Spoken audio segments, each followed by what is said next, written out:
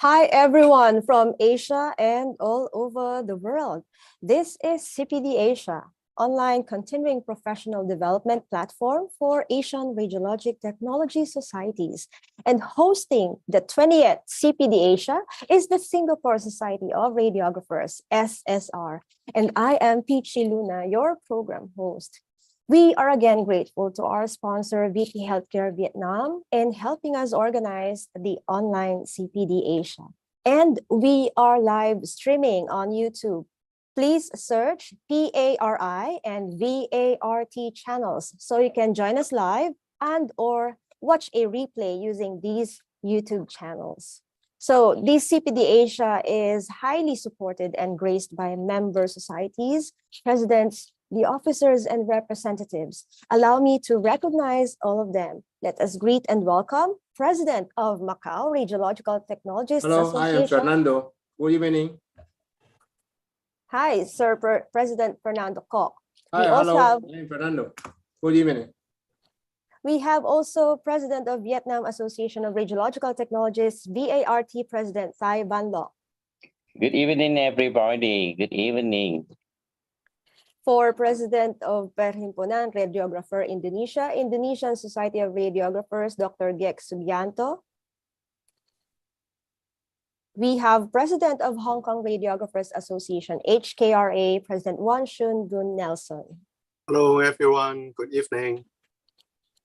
We also have President Chun Yuan Tu of the Taiwan Association of Medical Radiation Technologists, TAMRT. Hello, everyone. Good evening. We also have President Sophie Lee of the Association of Cambodian Radiological Technologists. Good evening, all President. We have President of Philippine Association of Radiologic Technologists, President Rolando Banares. And for Myanmar Society of Medical Radiation Technologists, we have Vin Yin Tan. So also joining us, the CPD Asia are our two new presidents. We have A. Salva Kumar and the President Suresh Malayat Sekjen and CEO, and Tumi Bergkanch of the Mongolian Society of Radiological Technologists. So thank you very much, dear presidents and officers.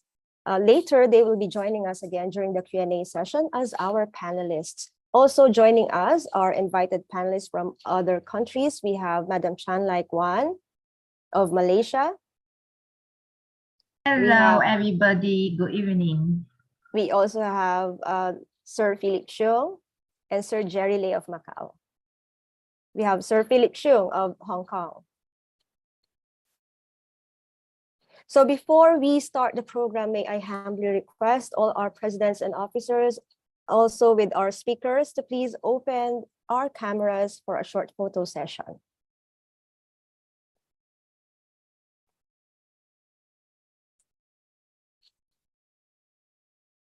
All right, smile everybody. Cheese, 1, 2, 3. So thank you. And to formally start the program, let us all welcome the President of Singapore Society of Radiographers, SSR, President Denise Chu, for her opening speech and a welcome message. Thank you very much, Peachy Luna. Good evening to all of you, my friends from the region, and a very warm welcome to the 20th session of the Asia Continuing Professional Development Program. I'm Denise, the President of the Singapore Society of Radiographers, and we're delighted to host you all this evening. So, as World Radiography Day is drawing near, I hope everybody is getting ready to celebrate this wonderful occasion. Every year, on the 8th of November, we commemorate the founding of X-ray and our profession, radiography. So if you have not seen it yet, please go to the ISRT Facebook page and download the poster for this year. Our theme is Radiographers at the Forefront of Patient Safety. So do take lots of lovely pictures with this poster, right, in your support for this theme for Radiography Day, right, and share it with us, so because we'd love to see how your country is celebrating World Radiography Day this year. As for our session this evening, I'm delighted to welcome two wonderful speakers. We have Tan Chun An and also Lukman Al Hakim. So I will leave my esteemed colleague, Angshi Kai, who is a senior radiographer from NUH, and also the academic chairperson of the SSR, to introduce them formally.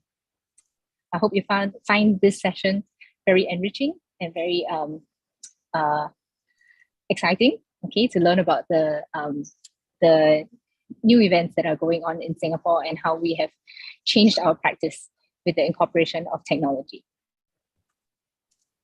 So without further ado, I would like to bring Xu Kai to start this session officially by introducing our speakers. Thank you, everybody. Thank you, Ms. Denise Chung, for the welcoming speech, and Ms. PG Luna for the opening of the 20th Asia CPD.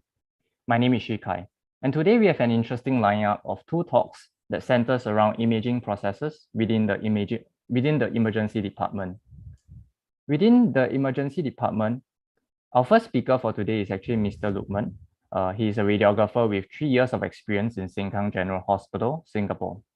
Within their emergency department, triage nurses can order X-rays for patients based on their presented conditions, but it can also lead to patient safety concerns and issues when the orders are inaccurate. Let us hear from him how his team turned this around by using an educational tool to improve the accuracy of nurse-initiated X-ray orders. Mr. Lukman, please.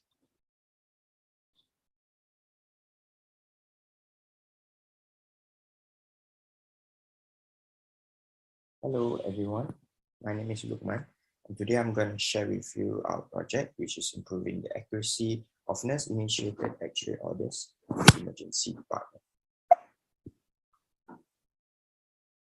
So just a brief background about myself. I graduated from SIT in 2019, and I'm currently the General Radiography Section Lead in Sengkang General Hospital, covering general radiography operations such as the emergency department, inpatient and outpatient services, as well as operating theatre. So nurse-initiated X-ray orders, or NIXO for short, is our initiative. There's a background of this project. In Sengkang Hospital, the ED triage nurses are privileged to order X-ray for patients prior to consultation with the doctors based on the initial presented complaints. This workflow was implemented to improve the efficiency of patient management in ED. The problem is that our radiographers find that there was an inaccuracy in X-ray requests ordered by the triage nurses in ED. So we have encountered several orders that were deemed inappropriate or inaccurate. Inappropriate or inaccurate X-ray orders are defined as X-ray orders that are ordered for incorrect region, incorrect site, or inaccurate clinical history. Such orders have led to several near-miss cases that could compromise patient safety and potential medical legal issues. It also subjects patients to unnecessary radiation. These are some examples of inappropriate or inaccurate X-ray orders that we have encountered by nurses. The first example is a thumb X-ray that was ordered for an indication of a left toe pain. Second example, a finger X-ray was ordered for a thumb injury.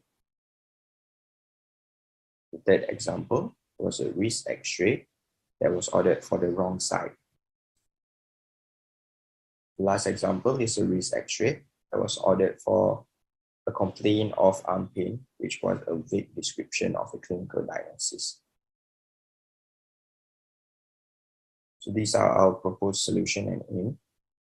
We have created an educational tool to aid in improving the accuracy of X-ray orders by the ED triage nurses. Firstly, we will conduct refresher lectures for existing triage trained nurses.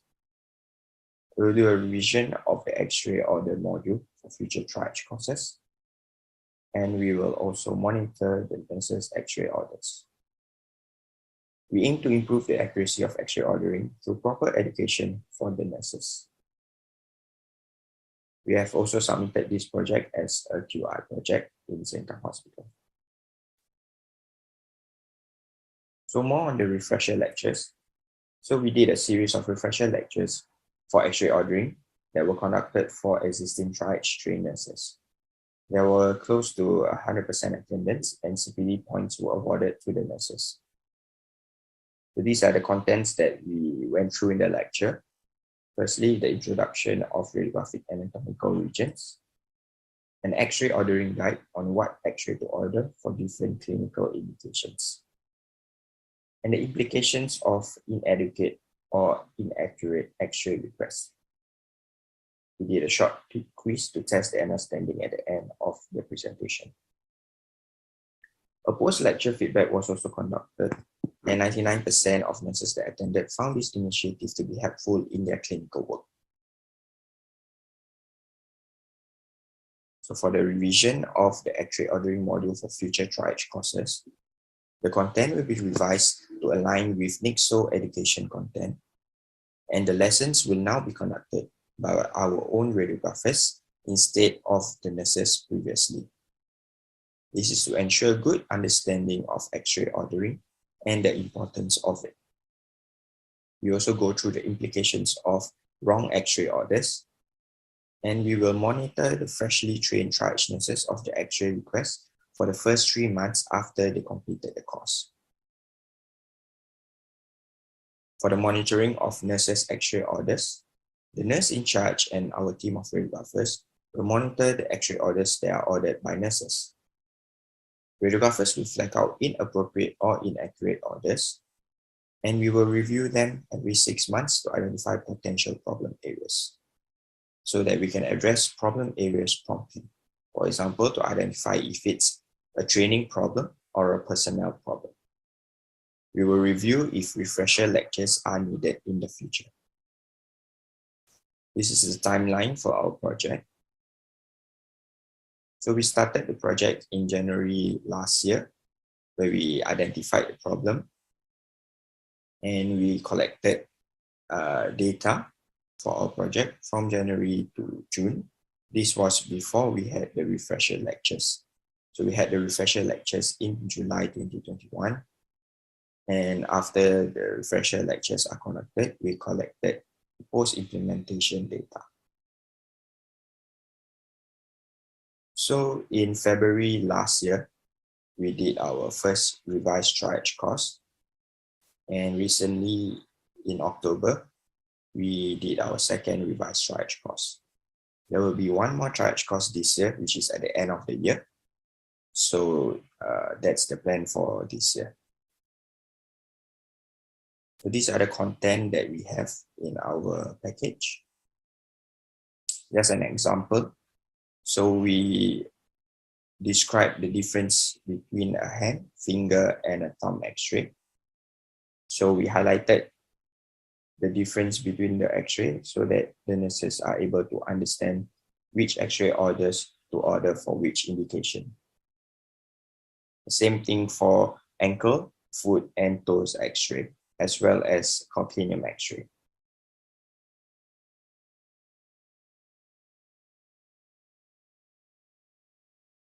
Another example of our content is to show them the routine projections of our X-rays and also explain to them which indication are appropriate for which X-ray orders.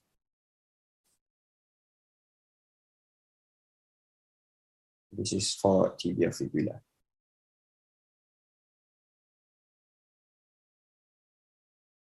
Let's move on to the data collection section. So initial data collection was carried out by our radiographers, flagging out inappropriate and inaccurate X-ray orders by nurses in ED. And with the help of the ED nurses, we obtained data of all X-ray orders by nurses in ED. And we cross-checked our obtained data with the nurses' data. And we calculated the percentage of the inappropriate and inaccurate X-ray orders against the total X-ray orders by nurses. So we collected the data 6 months prior to the first refresher lecture, which was highlighted in the timeline I shared earlier, as well as 6 months after. So this was what we analyzed from the data. So before the refresher lectures, there were 7.8% of inappropriate or inaccurate X-ray requests by the nurses. This data is for after the refresher lectures. We saw a quite significant drop to 3.9% of inappropriate and inaccurate requests. So from this data, we can tell that the project has been pretty much successful. So we want to go ahead and go further in the project. So I'll share with you the current progress as of October 2022. So we have conducted 2 sessions of the triage courses, and we'll have 1 more session at the end of the year. We'll still continue with more triage courses in the following year. And for the data, initial data shows a steady improvement in the X-ray orders by the triage nurses. And we will do a full data analysis after the triage course that will be conducted at the end of the year. I'm going to share with you the limitations and challenges that we encountered for our project. The first one is manual data collection. So it was tedious to collect data because we had to manually flag out the X-ray orders and correlate them with all the X-ray orders that nurses have ordered. And we had to separate the X-ray orders between nurses and doctors. Also, there was a limited list of X-rays and projections that the nurses are allowed to order. For example, they are only allowed to order extremities, chest, KUB, and lumbar spine. And some of the projections that they can order are not aligned to our radiology protocols. So for this, we need to have further discussions together with the emergency department and clinical governments to address this situation. So here are our future plans and development. We will do a more in-depth data analysis with more data that we have collected and to identify the potential problem areas. And we will also review the need for yearly refresher lectures for the nurses. We are also open to sharing the curriculum to other institutions that have nurses ordering X-rays in ED as well. And we would like to explore possible extension of the curriculum to doctors to improve X-ray ordering accuracy. For this, we have already implemented for the ED junior doctors. We have conducted 2 sessions for their orientation program. So in conclusion, based on our initial data analysis, it suggests that Nixo has helped reduce the number of inappropriate and inaccurate orders made by the ED triage nurses. This interprofessional education initiative has provided ED triage nurses with the knowledge required to order X-ray competently whilst ensuring patient safety and providing quality care. The workflow in ED has also improved as time is not wasted by going back and forth with nurses to reorder an X-ray. These are my team of radiographers as well as nurses in the ED. And I'd like to give special thanks to those who have given their support to our team in this project.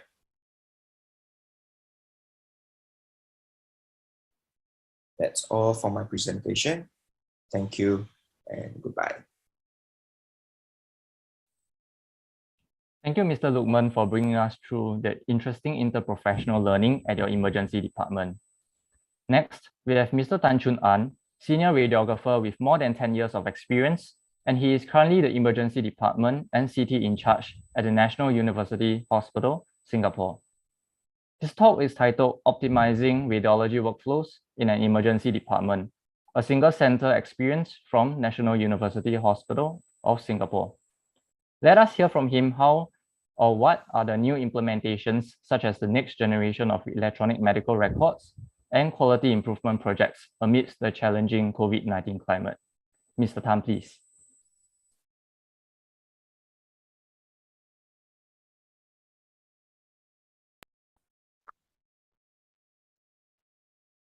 Hi everyone, good evening. I'm Chun An from National University Hospital of Singapore.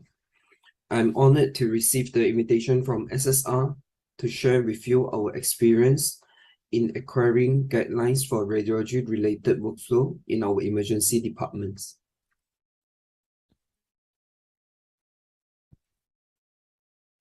These are the contents that we're going to go through today, including challenges that we are facing in recent years, specifically on the outbreaks of COVID-19 and onboarding of next generation's electronic medical records, or in short, NGMR, that are introduced in our institutions. We're also going to share on some project frameworks or approach that we utilize in the process to acquire some of our workflows in the department, this including QIP, Equip, and some innovations project, which I will share more of the details in coming slides. Lastly, what is NGMR, how we incorporated our workflows into the systems, and benefits that NGMR brought to us pertaining to radiology workflows in emergency department.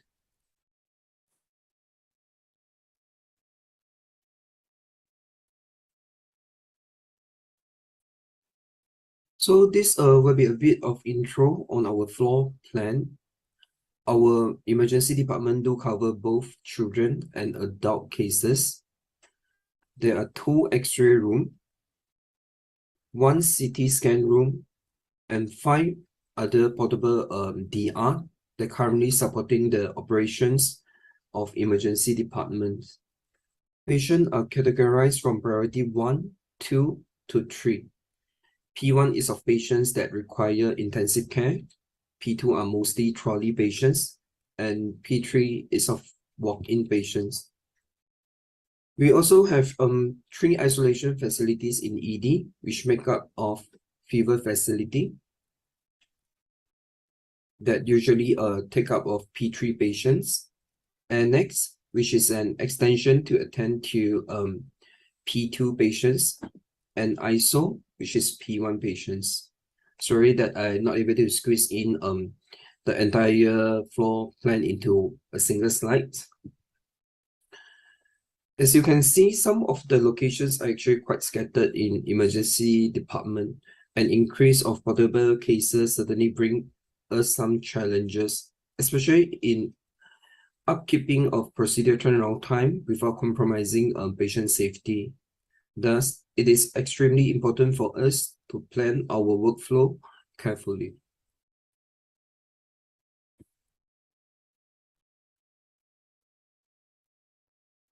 The first project frameworks that I'm going to present is Quality Improvement Project, or in short, we call it as QIP. In the QIP, we always start our project with a definition of problem, followed by a goal setting, a problem analysis pertaining to the issues that we are facing currently, and followed by intervention plans, and lastly, to measure the results that we achieve. An example here is our QIP to increase the proportion of posterior anterior chest radiograph in the emergency department.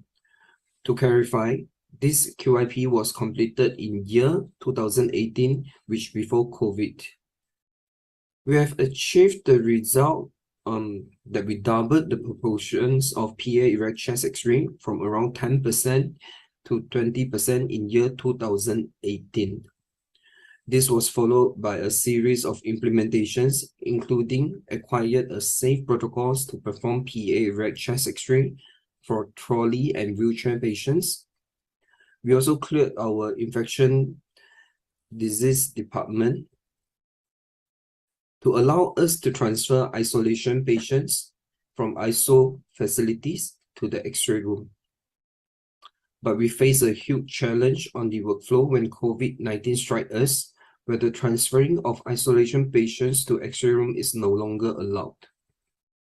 As chest X-ray is the first line imaging for suspected or confirmed COVID-19 patients, it is critical to produce a good diagnostic image by performing the chest X-ray in PA erect positions.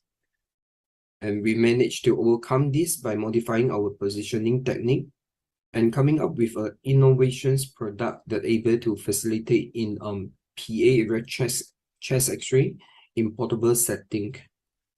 I'll share more in a later slide where we're going to talk about our innovation product.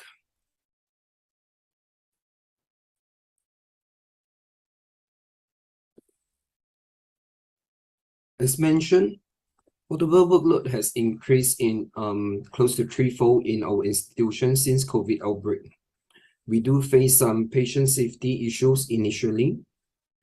Due to lack of communications, no clear visibility on patients' X-ray status, and also multiple requests raised for same patients, there were a few near misses and incidents that happened where a couple of patients were almost or exposed twice for chest X-ray under a single request. With a series of interventions including safety hurdles, provide risk pack stations at various portable locations, revisions of registrations and history taking process, and also by putting up visual aids to indicate patients' X-ray status, we actually managed to achieve 0 near misses and incidents, and we were able to sustain the result to date. We also incorporate the workflow when our institution first introduced with NGMR, and we do appreciate the benefits that brought by the new medical systems.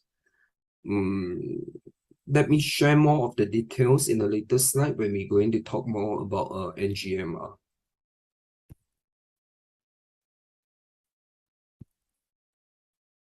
Next is another QIP known as past project to us that we carry out to tackle the increase of risk packs error in radiology procedure under emergency department. This was due to rapid changes of workflow and fast-paced environment in emergency department. The projects aim to reduce error in terms of patient ID, accession number, site, and site for EMD X-ray. As we all know, RIS-PACS is a medical imaging technology that allows storage and convenient access to image.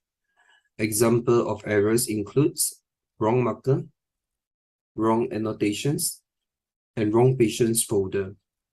There were high average number of errors in emergency department X-ray, approximately 11.12 errors per month. This potentially led to delay or wrong treatment to the patients. We actually came up with a very simple move by setting up timeout stations on each patient stop. As you can see, it is actually close to a no-brainer move. It doesn't require much effort. But surprisingly, by emphasizing on the importance of patients and procedure check, we actually reduced close to 86% of errors as compared to the peak, and the result is very sustainable. The past stations have since become an important part of our emergency department X-ray workflows. Next, to share on our EQUIP framework, a project framework that looking into improving clinical practice. This EQUIP project was targeting to improve accuracy of preoperative templating of hip implant size for hip fractures patients. Our project to include hip marker on every pelvic X-ray has improved operative planning and reduced the number of X-ray required for our orthopedic patients. Again, the implementation is not difficult. It's just a matter on how we provide the necessary tools, how we educate our radiographers throughout the process, let them understand the rationale behind it, and go through the learning curve together. By sharing the above QIP and EQUIP project, I would like to make a short summary here that to obtain a guideline or setting up a workflow, it may not be too complicated in the first place. Focus on patient safety and benefits at all times. Try not to add too much steps into it, and make sure our peers understand the rationale behind each implementations. These are the key principles that we are holding on when we setting up a workflow.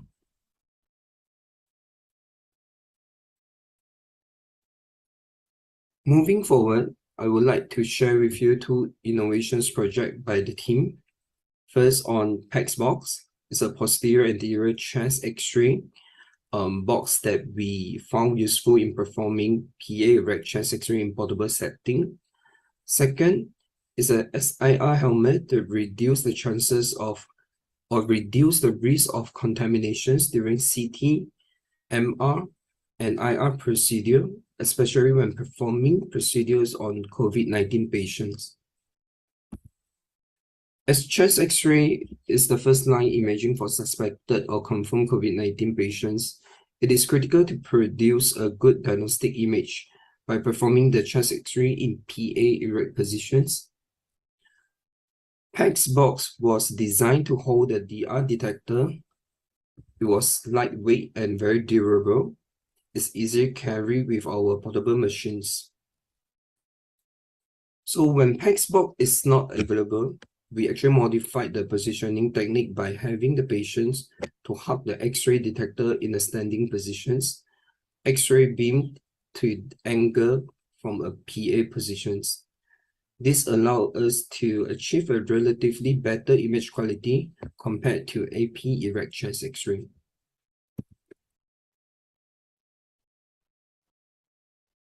We also design a SIR helmet to be used as I mentioned previously, for procedures such as MR, CT, and IR.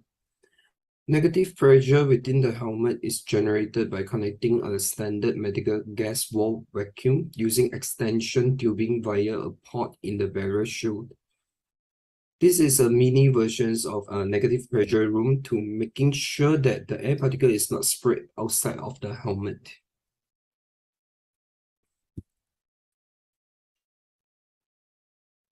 Next, we're going to talk about our portable workflow. EMD-NX is an extension to accommodate P2 or P3 patients with ARI symptoms. It consists of 18 patients cubicle and 1 X-ray cubicles. The X-ray cubicles is actually lead line, and the intention of having the X-ray cubicle is actually to make sure that all the X-ray procedure will be carried out in the X-ray cubicle in considerations of radiation safety. But we found out that during the first week of operations, the total portable X-ray procedure time was high. This was due to limitations of manpower and restricted space to transfer patients to X-ray cubicle. As much as we want to cut short the procedure time, radiation safety towards patients and staff in that particular area remained as a concern. We then decided to carry out a radiation dose simulation within the area. The beam was fully intercepted by a 14.5 cm phantom used to simulate an adult patients. Scatter measurements were taken at 3 areas of concerns, as we can see in the diagram here. Will be from point A, point B, and point C. Results shown that chest X-ray exposure has scattered radiations below the regulatory limit of 10 millisievert, and it is safe to perform chest X-ray in patient's room without a lead line. Radiation scatters, and we found that radiation scatter survey could be a feasible approach while setting up a portable service, should it be in emergency department or ward settings.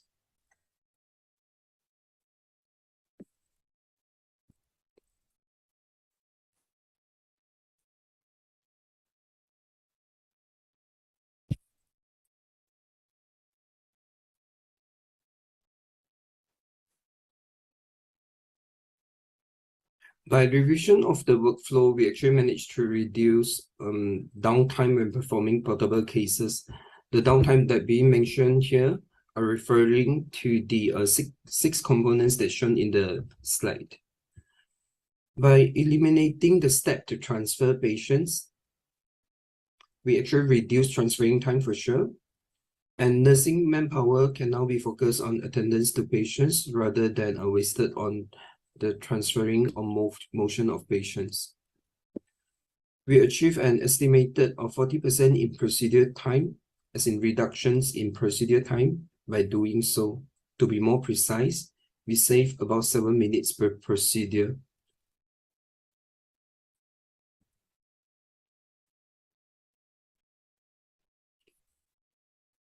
So, anyone ever heard about time is brain, or penumbra is brain?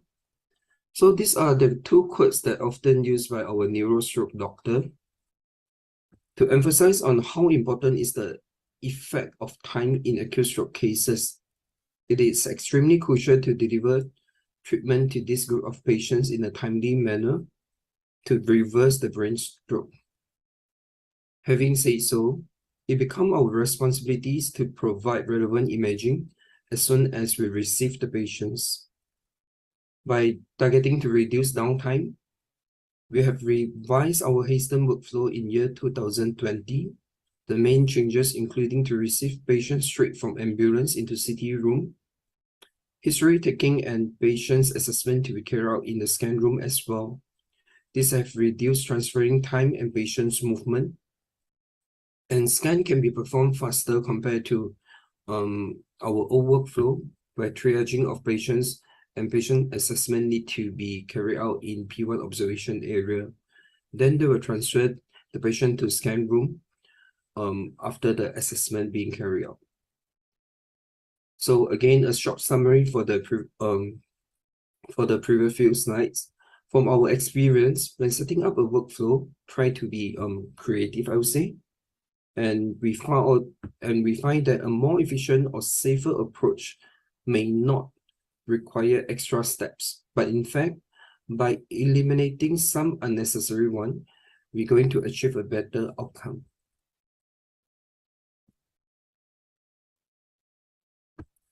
So lastly, we are going into the last part of this presentation, is regarding our next generation electronic medical record, or in short, known as NGEMR. This is the system that moving us towards a one patient, one record at a national level. It replaced our previous systems such as CPSS, which is a patient medical records. Aurora, it was our ordering systems. EMAR, which is our medications and administrations records, and also our operating theater scheduling systems. These are some of the changes that we experienced with the rollout of NGMR. We actually eliminated the usage of hard copy request form for our priority 2 and priority 3 patients.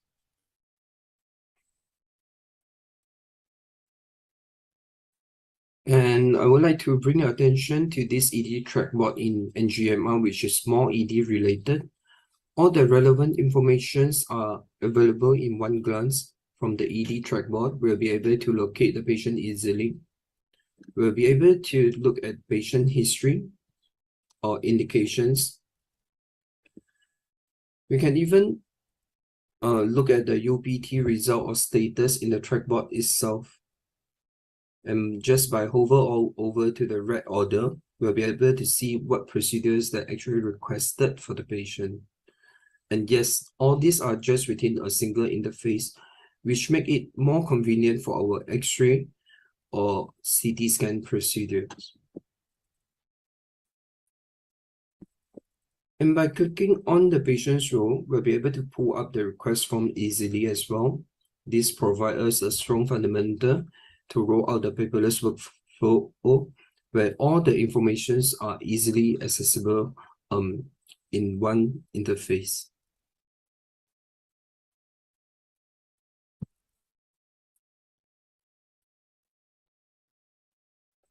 Lastly, just sharing from our experience, NGEMR actually brought us several benefits. Those that I would like to highlight here include how the platform actually reduced downtime for our portable workflow.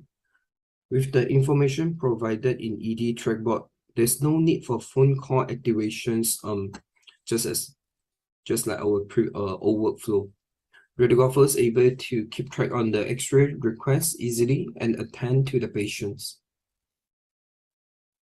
It also enables us to reduce the usage of physical request form or any sort of physical forms needed for the medications records as well. With all the patient's information easily accessible in a single platform, it actually improves our patient safety. For instance, if there is duplicated order requested for the same patients, we'll be able to pick up easily in the system, and this will prevent some serious reportable event from happening. Lastly, it's also save our time where there's no need to toggle from one interface to the other, just to looking for patient's history. Radiographers also able to take initiative to so-called pull the patients from respective area for X-ray procedure, where this wasn't able to achieve previously because there's no trackbot that's showing patient locations. So having sharing all the good things about NGMR, it actually wasn't easy for us at first. But in my point of view, we actually tank through the learning curve and eventually appreciate the system more as of now. So my friend once told me about his feeling towards NGMR. I quote here.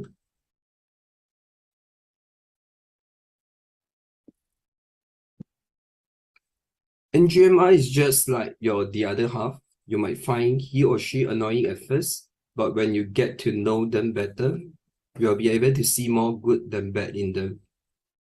With this, I'm going to end my presentation. Thank you everyone for your time and have a great weekend ahead. Thank you. Thanks, Chunan, for the wonderful sharing of various key implementations to improve the ED processes. We will now move on to the Q&A segment. So participants, you may key in your questions in the Q&A chat box, and then we will visit them later after the panel. May I also now call upon the speakers and panelists to participate in this Q&A segment. Is there any questions from the panelists that we would like to ask our two speakers?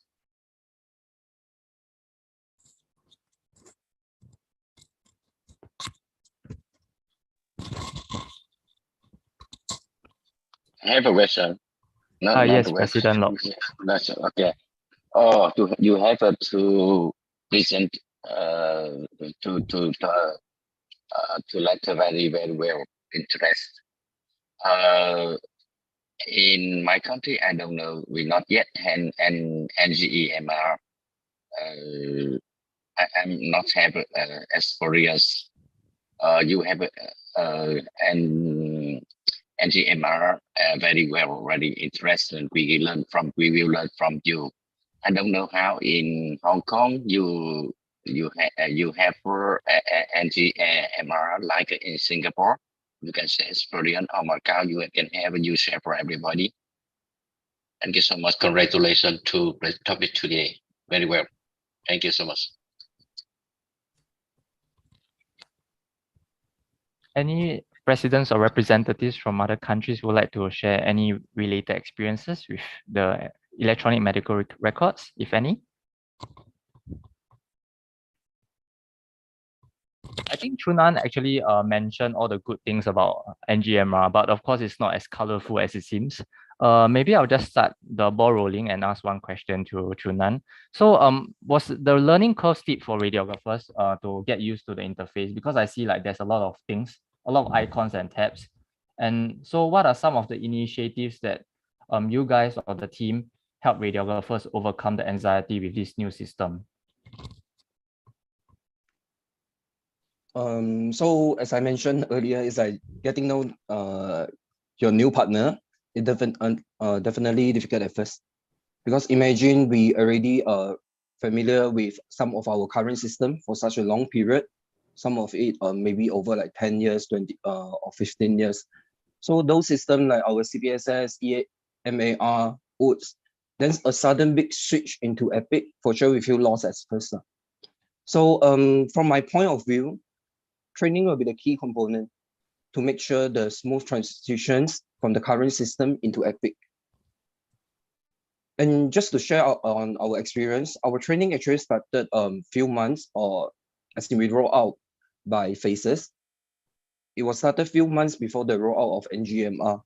It started only with 2 credential trainer, or we call it CT, followed by a pool of key user, then lastly to all of our radiographers. So during the initial stage of NGMR, we also make sure that there's actually peer support, especially from our key users on the ground that are able to facilitate in the workflow. I guess, yeah, these are the 2 key items that is some of the anxiety from the ground.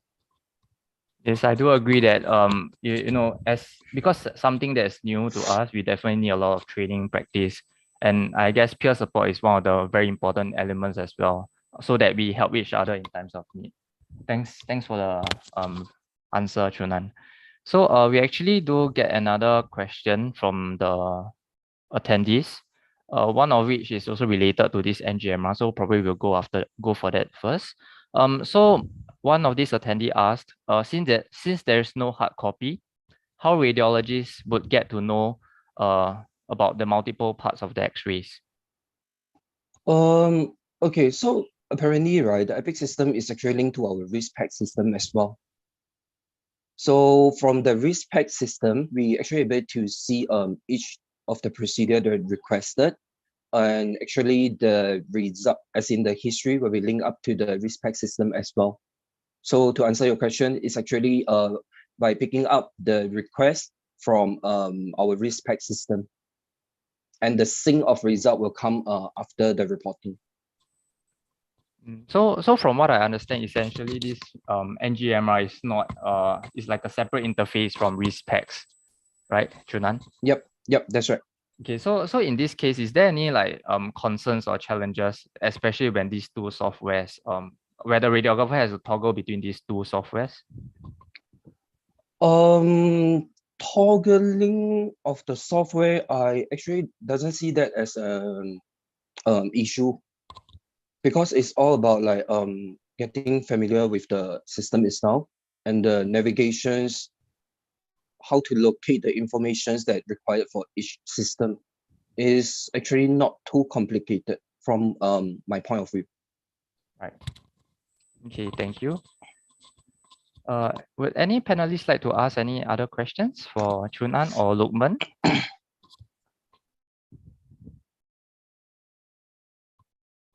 Yeah, Shukai, if I may. Yes, please. Yeah, so first I'd like to congratulate our 2 speakers and NUH for sharing very good innovative action plans and projects and programs. I'm interested first in Nixo. Our speaker is the lead RT. Can you share to us, as the lead for that Nixo project, the reception of the nurses, because we know that it's a different department? And can you share to us how receptive the nurses, the lead nurses and the staff to this project? Can you share to us what did you do as you introduced this to the nurse department? And then second, to our last speaker about QIP, the presented interventions and action plans. Can you share also how a particular program under QIP can be initiated? Because I think you are continuously coming up with programs for quality improvement in your hospital. Can you share to us the process? Like, is it a policy? Is it a part of the department's policy to always have programs under QIP? How do you proceed with presentation of a program? Do you have to discuss first to seek an approval before you try to conduct and do this in your department? Thank you.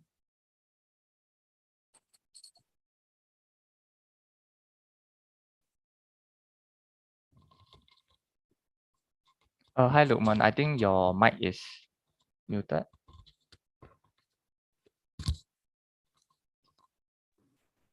Can you hear me now? Yes. Okay. Yeah. So when we introduced our project Nixo to the ED nurses, so the nurse in charge was actually quite encouraged by the idea, and they were very supportive of the idea, and they wanted to work with us. They saw the value in it, and then they were happy to work together with us, and their support was really very good. They helped us a lot in terms of the content curation and as well as the data collection. Yeah. So and about the nurses that attended the courses, they were also very happy to let us, like give them lectures and educate them better. And I think it's a good collaboration between two different departments. And yeah, it's very rare to see radiology departments collaborating with other departments. Usually it's within the radiology department itself. So yeah, I think this project really forged a better relationship between the nurses as well as the radiographers. Yeah. Thanks, Lukman, for the answers. Actually, as an extension, there's also one participant from Indonesia who actually asked question relating to this Nixo project. So the question is, because this is focused on the ED nurses, his question is, was it tested on polyclinics and other areas of the healthcare system? So for our project, because I'm from General Hospital, Sengkang General Hospital, so the project is just contained within our emergency department. So we didn't really have any chance or opportunity to test it outside of our hospital. So, but maybe in the future, who knows, there might be opportunities to expand this project further.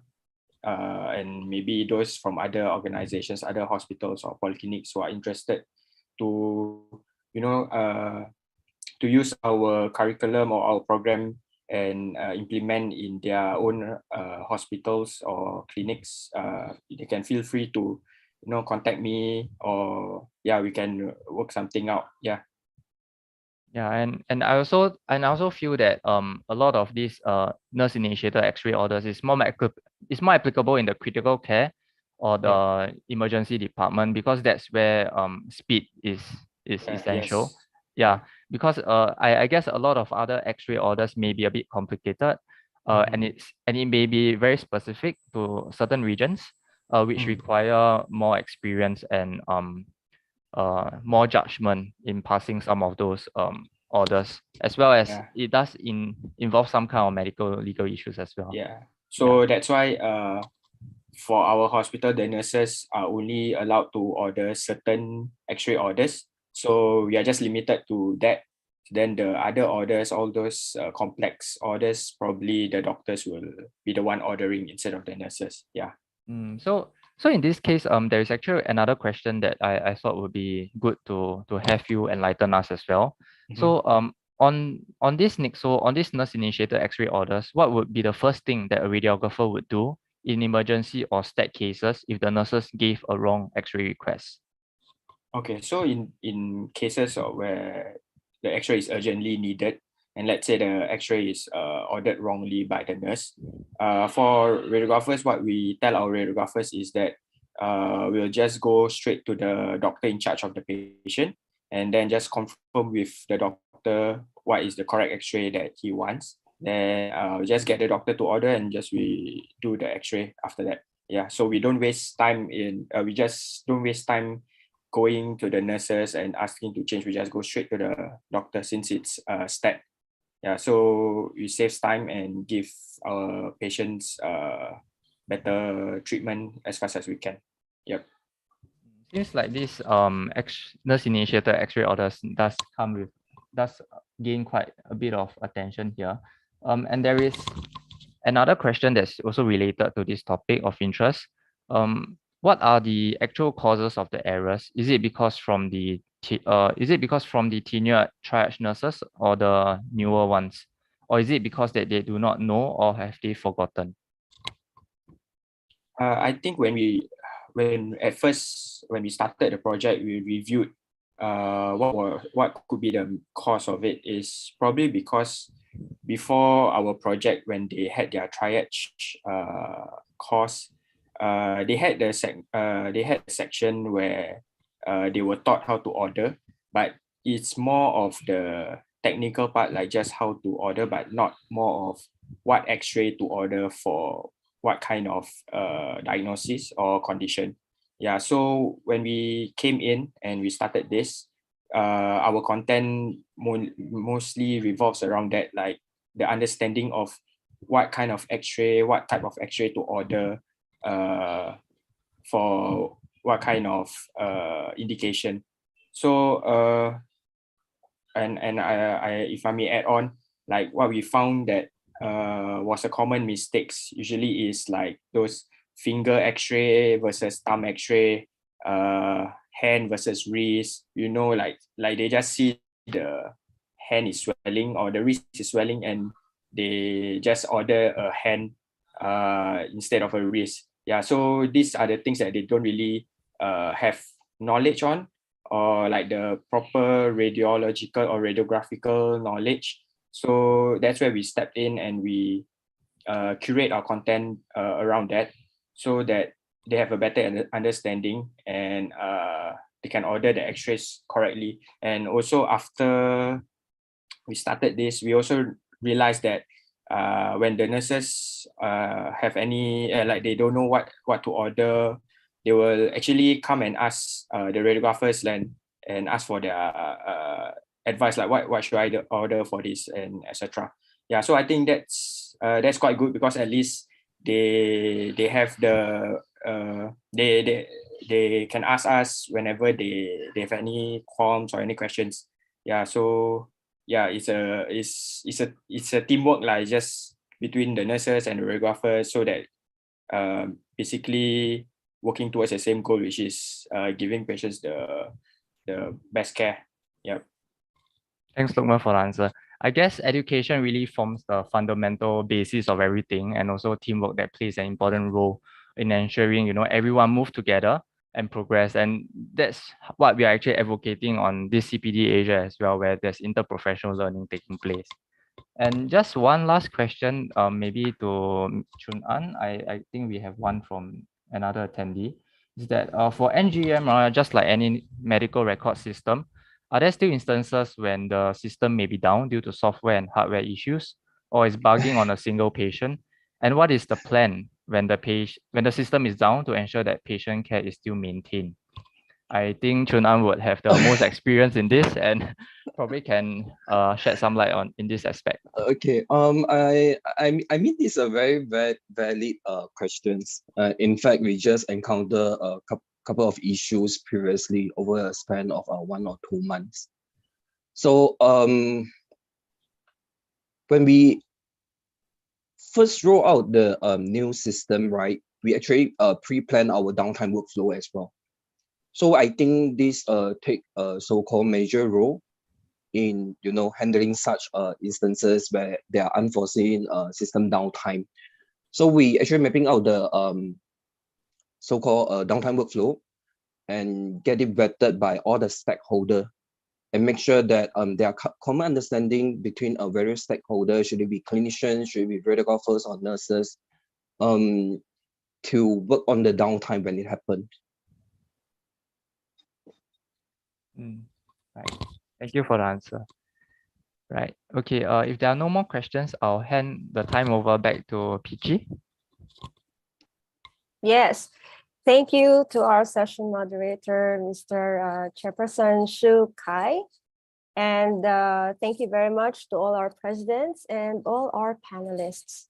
So the Singapore Society of Radiographers, SSR, has just provided us with 2 great speakers who have just shared to us very interesting discussions. And in the interest of time, we have to cut from here to give way for the closing session. So again, thank you so much to our distinguished speakers. We really have learned so much from your interesting and important discussions. So Shukai, this year ends with most exciting and most anticipated events. Next month, we will be celebrating the World Radiography Day. Let us all join the activities as we celebrate the great works of all the RTs and radiographers at the forefront of patient safety. Also, we are all excited for the upcoming ISRRT World Congress 2022 in Bangkok, Thailand, to be hosted by the Thai Society of Radiological Technologists, TSRT, happening on December 15 to 17, 2022. We are all excited to meet and learn from great speakers live in person. So in closing, congratulations to Singapore Society of Radiographers SSR President Denise Chung, all the officers and the organizing committees of the 20th CPD Asia. And again, we always thank the support of our sponsor, VT Healthcare Vietnam. We are also grateful to our great speakers, Sir Lukman Al Hakim and Tan Chuk Chun An. Most of all, we are sincerely grateful to all the member societies presidents, to our very hardworking CPD Asia IT team, and to all our registered participants who have made this online CPD Asia program a success. We'd like to see you again in the next Asia CPD. Again, I'm Peachy Luna, and I say thank you, everyone. Have a great day. Thank you, Peachy. Okay, thank you. Thank you, Bye. See Denise. you all in President. December. Yeah, Bangkok. Fernando. Thank you, Oh, Mr. everybody. Sugianto, long time no Denise, see. thank you. Good to see you in Bangkok, Yeah. December. See you December in Bangkok. Yes, see you. Fernando. Goodbye. Yeah. Bye. Bye. Bye. See you all in December. Bye bye. Yeah. Congratulations, Yeah. SSR. Miss Chan. Thank you for the support, Shukai everyone. President Thank and Chung you. Joyce Tan. Yeah. Thank you. Thank you. Thank you. See you also. Lok, hello, Lok. Yes. Yeah. Thank Yeah, you. thank you, everybody. Thank Thank you, you, everybody. Sir Sabanti. Yeah, bye-bye. See you. Bye-bye. See you.